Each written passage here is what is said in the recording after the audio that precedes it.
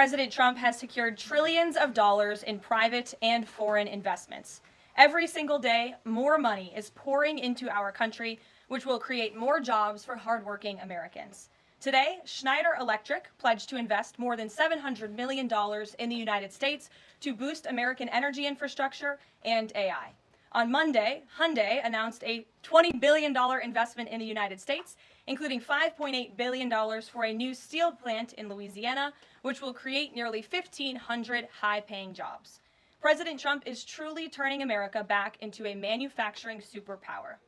Yesterday, President Trump marked National Medal of Honor Day by meeting with 21 of our nation's bravest heroes and incredible patriots who have been awarded the highest military honor. Beautiful picture. The president also signed a historic executive order to protect the integrity of American elections by strengthening voter citizenship verification and banning foreign nationals from interfering in U.S. elections. These are the common sense solutions that only Democrats could oppose. But voters deserve elections they can trust, and critical confidence is being restored thanks to President Trump's leadership. Later this afternoon in the East Room, President Trump will mark Women's History Month by honoring the exceptional women around our country, including the highly talented women in his administration and his cabinet. And on an additional scheduling update, the president will hold a press conference in the Oval Office today at 4 p.m. to announce tariffs on the auto industry, and I will leave that to him to make that announcement later. Unfortunately, all of this good is happening for our country. This administration is working hard on behalf of the American public every day, but the mainstream media continues to be focused on a sensationalized story from the failing Atlantic magazine that is falling apart by the hour. Here are the facts. The National Security Advisor has taken responsibility for this matter, and the National Security Council immediately said, alongside the White House counsel's office, that they are looking into how a reporter's number was inadvertently added to this messaging thread. We have said all along that no classified material was sent on this messaging thread. There were no locations, no sources, or methods revealed, and there were certainly no war plans discussed. The Atlantic has even admitted this themselves. Their release of these internal messages validates the truth, which we have been saying all along. If this story proves anything, it proves that Democrats and their propagandists in the mainstream media know how to fabricate, orchestrate, and disseminate a misinformation campaign quite well. And there's arguably no one in the media who loves manufacturing and pushing hoaxes more than Jeffrey Goldberg. Goldberg is an anti-Trump hater. He is a registered Democrat. Goldberg's wife is also a registered Democrat and a big Democrat donor who used to work under who? Hillary Clinton. This is the same Jeffrey Goldberg who infamously lied about weapons of mass destruction to get us into the Iraq War, which cost trillions of dollars and thousands of American soldiers. And how else has Goldberg discredited himself? By absurdly claiming that President Trump was Vladimir Putin during the 2016 campaign, by peddling the Russia hoax that tried to hijack President Trump's first term, by inventing the suckers and losers hoax to help Joe Biden in the 2020 election, by peddling a hoax about President Trump involving Gold Star families to help Kamala Harris in the 2024 election, which our campaign at the time vigorously denied. Jeffrey Goldberg didn't care.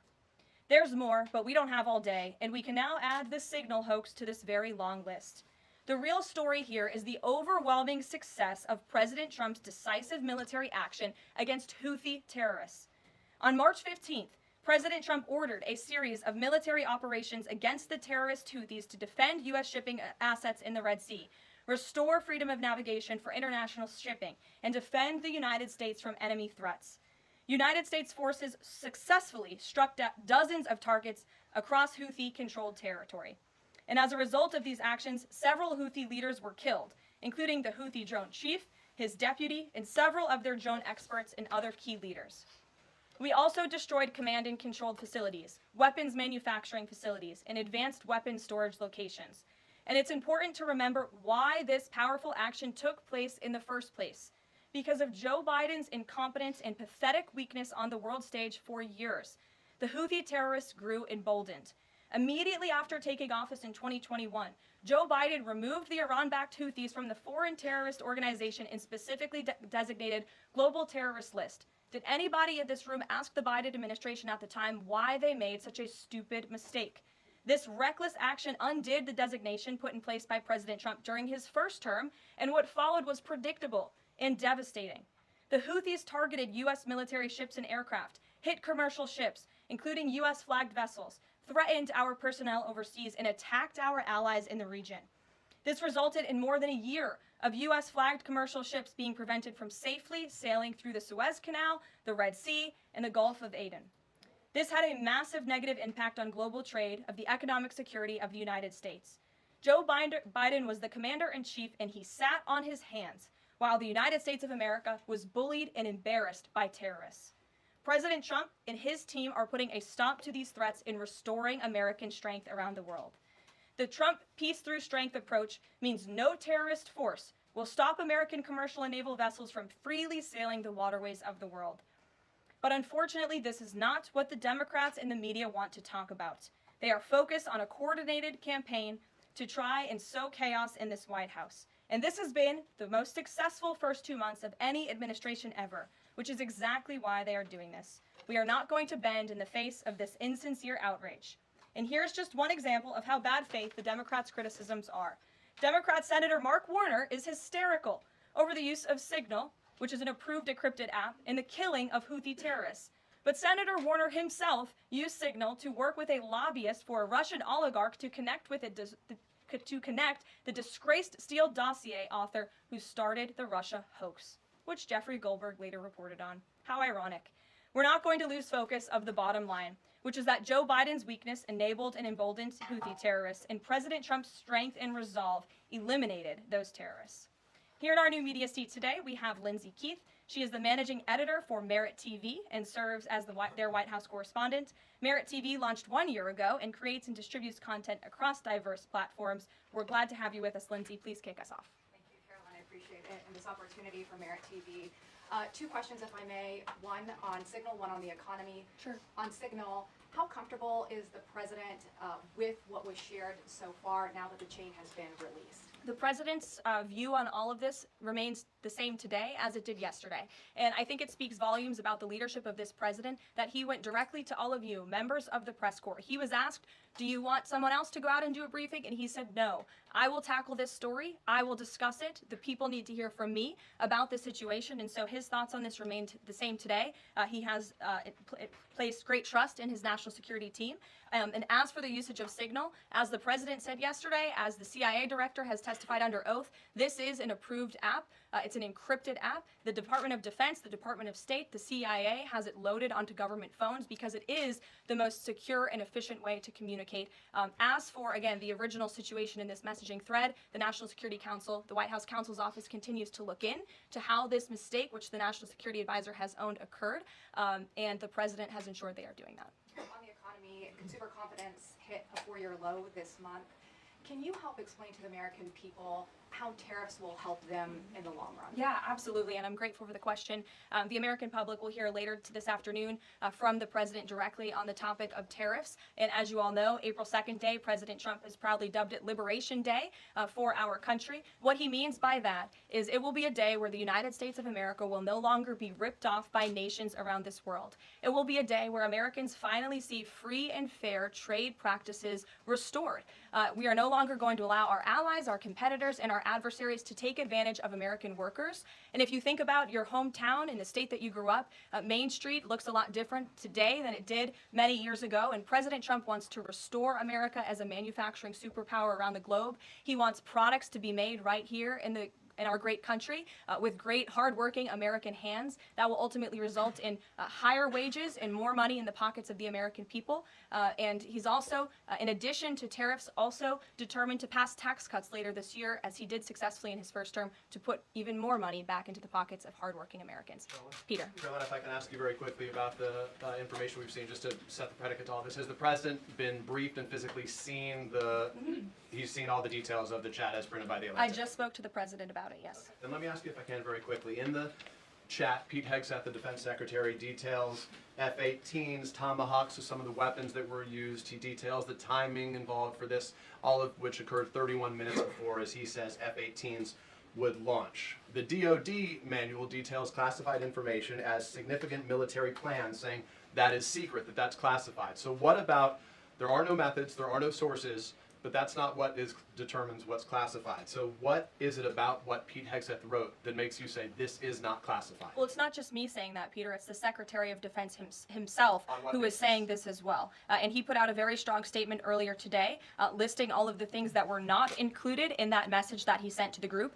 And again, this message, there was no classified information transmitted. There were no war plans discussed. Why did the Atlantic downgrade their allegation about war plans to attack plans? They're now playing word games because they know this was sensationalist spin from a reporter who is well known for doing this. We have said all along no war plans were discussed, no classified material was sent. You have the Secretary of Defense saying that. You have the Director of the CIA, the Director of National Intelligence, the FBI Director, all testifying to that under oath, and they should be trusted with that. To be clear, Americans can make the decision for themselves, but whether it's Sure. you said it's not war plans. Would you characterize these as military plans, military operation plans? I would characterize this messaging thread as a policy discussion, a sensitive policy discussion, surely, amongst high-level cabinet officials and senior staff. And I'm so glad, Peter, that you said the American public can decide for themselves, because I think the American public should decide for themselves based on the outcome of this operation. And what happened in this operation? Terrorists that were allowed to run wild by the Biden administration were killed because of the direction and the determination of this president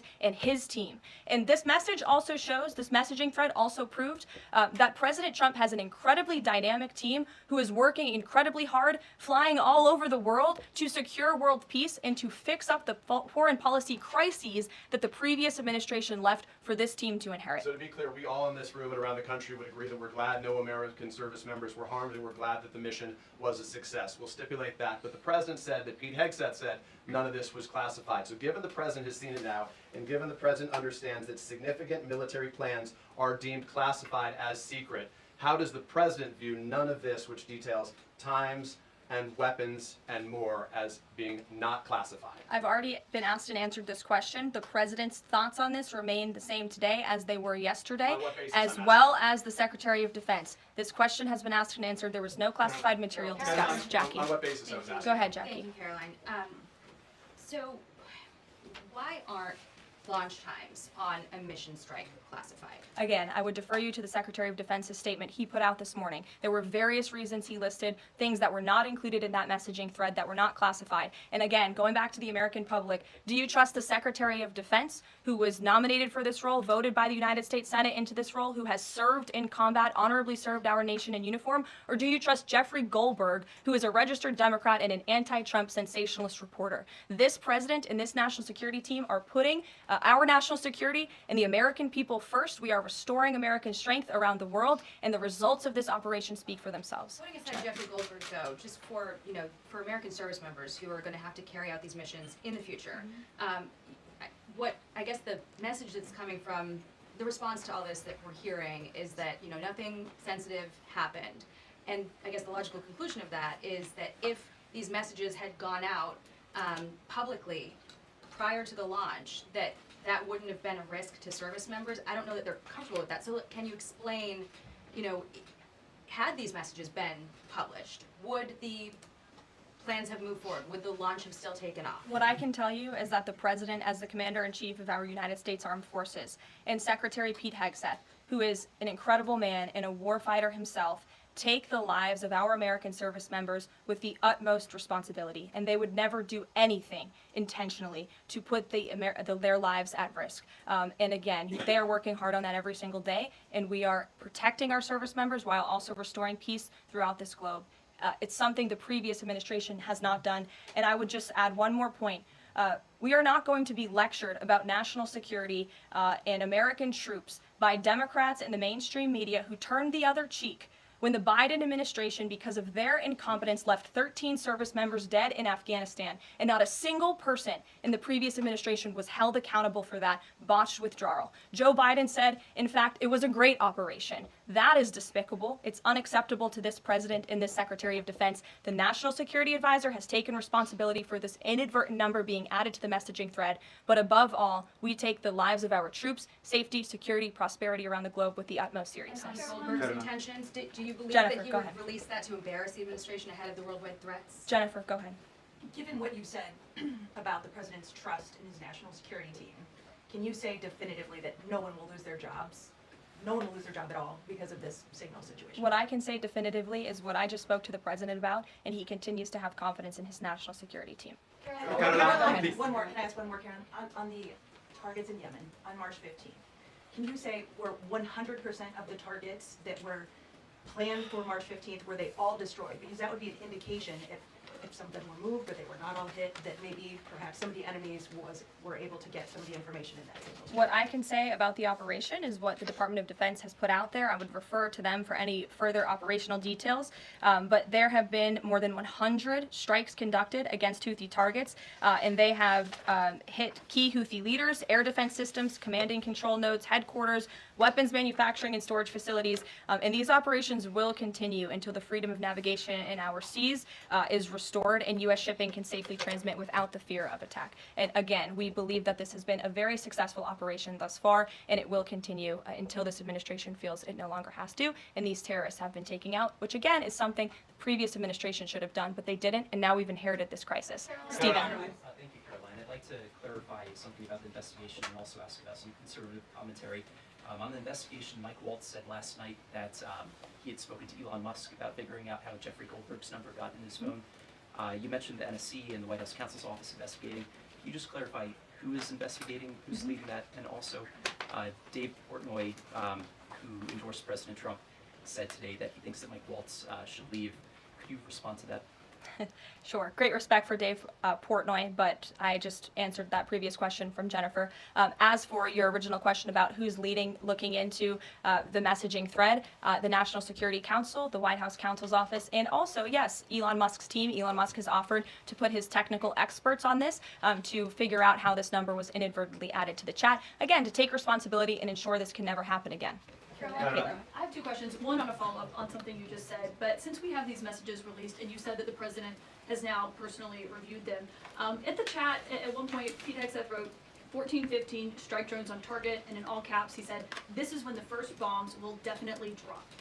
Does the president feel that he was misled by his national security advisors, whoever it was that told him there was no classified information in there, now that he's seen these messages? I've now been asked and answered this question 3 times by the both of you, and I've given you my answer. The president feels the same today as he did yesterday. Okay, Philip. I might follow up on what you had just No, said. go ahead, Philip. Caitlin, I'm not taking your follow-up. Philip, go I have ahead. a follow-up on something you just said, though, Caroline. That's Caitlin, regarding I'm not Jeffrey taking Goldberg. your follow-up. Philip, go ahead. I have called on Thank you. you. Thank The you. Vice President seemed to express some frustration that Europe wasn't doing more to police waterways in their backyard, noting in that signal thread that 40% of European trade goes through the Suez Canal. Does the President share that opinion and frustration? And then going forward, should the Europeans be responsible for policing that waterway? Well, the president was asked this question yesterday by the pool in the cabinet room, and he answered this question. He said yes, he believes that Europe has been, as the vice president put it, freeloading on the backs of American taxpayers and off the backs of the United States of America, and he wants to ensure that Europe pays their fair share. He's always been very honest and upfront about that, and I think the vice president shares those concerns with him as well. And then one more. Sure. Enlisted soldiers, sailors, and Marines would face consequences if they shared this type of information inadvertently with a reporter. Can you tell us more why the President is so willing to give Mike Waltz a mulligan here? Again, I have now been asked and answered the same question using different language multiple times. If anybody has another question, there's a lot of different things going on in the world. We have tariffs possibly being implemented later today. The president is going to talk about that at 4 o'clock this afternoon. Sure, go ahead. Okay, thank you for taking my question. I wanted to first and foremost thank the administration for the election integrity executive order, because so many journalists for 4 years were banned from talking about this very subject. So thank you to the administration for that. My question is, yesterday President Trump, when signing the order, said that there is more to come when it comes to election integrity.